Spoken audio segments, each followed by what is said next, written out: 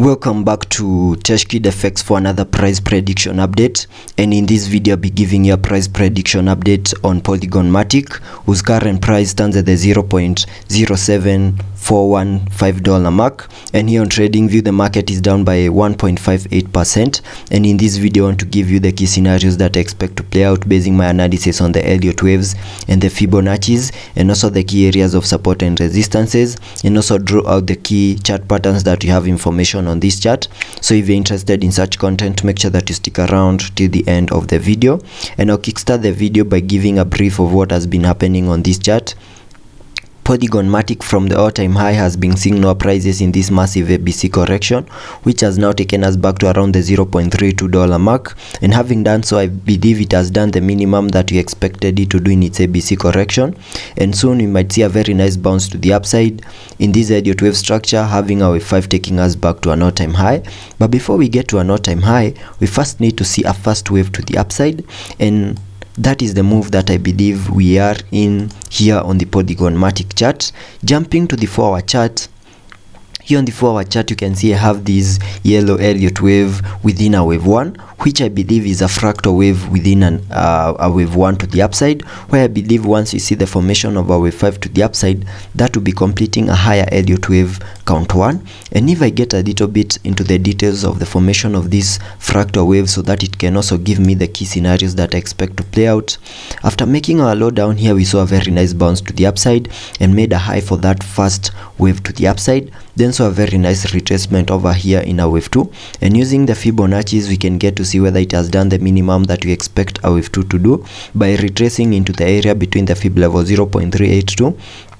and the fib level 0.618, and you can see we retraced into that target area. Then after making the low for that second wave, we saw a very nice bounce to the upside in the formation of a third wave, where I had a target area within this yellow target area at around the $0.93 mark, which I was basing on the trend based Fibonacci's, connecting them from the low of the wave 1 to the high of the wave 1, then dragging the fibs to the low of the wave 2. That gave me my minimum target area for that third wave to the upside at around the $0.92 mark, and that is at the fib level 1.618, and you can see we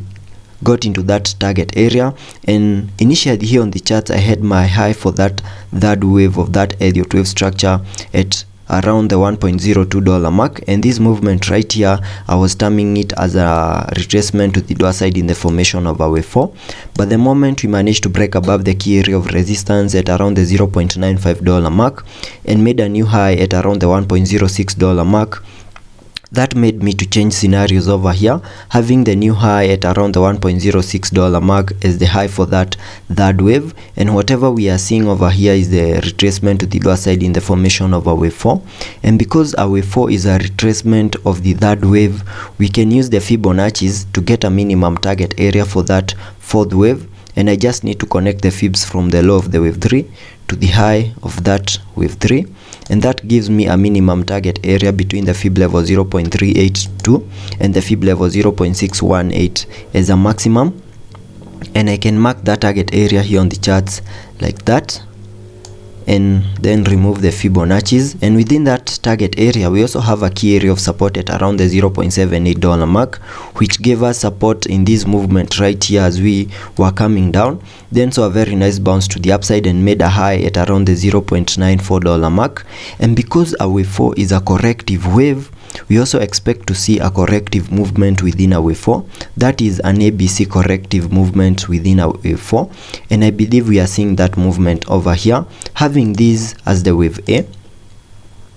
Then the high that we made at around the $0.94 mark, that is the high for that wave B, and whatever we are seeing right now is the formation of a wave C to the lower side, which should get us into this yellow target area and also maximize our targets down here in the formation of a wave 4 before we continue pushing higher in the formation of a wave 5. And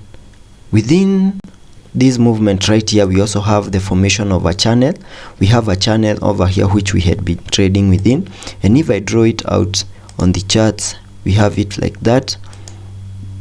then like that. We have more than 3 touch points, and this channel has continued to be respected, and you can see in this movement to the lower side we saw a breakout out of that channel to the lower side, and we even saw a retest of that key area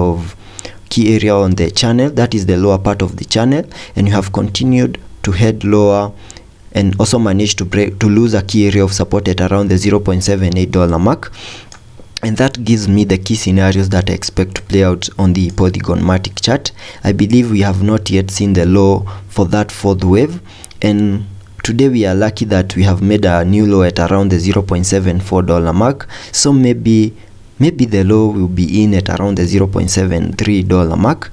or we could continue pushing lower and maybe maximize our yellow target area by going back to around the $0.66 mark. And once we see the low for that fourth wave to the lower side,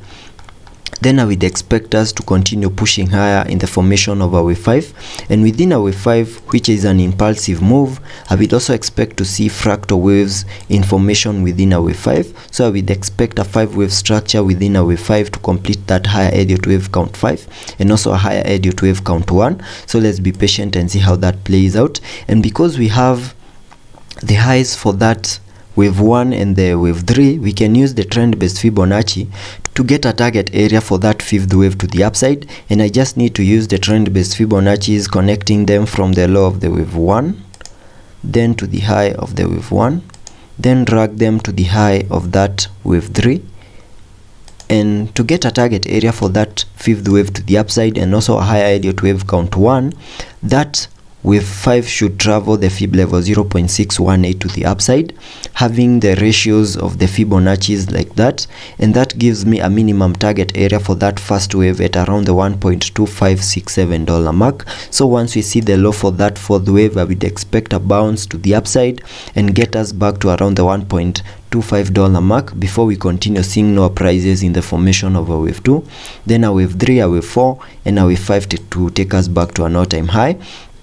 And also taking a look at the indicators to see what we have here on the RSI. Here on the RSI, we are trading at around the 25 mark, and that means we are in the oversold region, and that means maybe we might see a bit of a pump on the charts to get us from the oversold region here on the RSI. So let's be patient and see how that plays out. Also taking a look at the MACD. Here on the MACD, we printed a bullish crossover, a bearish crossover here, and that means lower prices could be still coming our way, and we might be able to maximize our yellow target area. And also remember that because this is an Elliot wave structure, we also need to have invalidation points here on the charts, and we can only invalidate that movement to the lower side in the formation of our wave 5, in case in the formation of our wave 4, in case our wave 4 over here retraces into the high of that first wave, that is at around the $0.62 mark within this dotted line, then we can say we have invalidated this Elliot wave structure to the upside, and I have to remove the Elliot wave structure from my charts. So let's be patient and see how that plays out, and I'll keep you updated.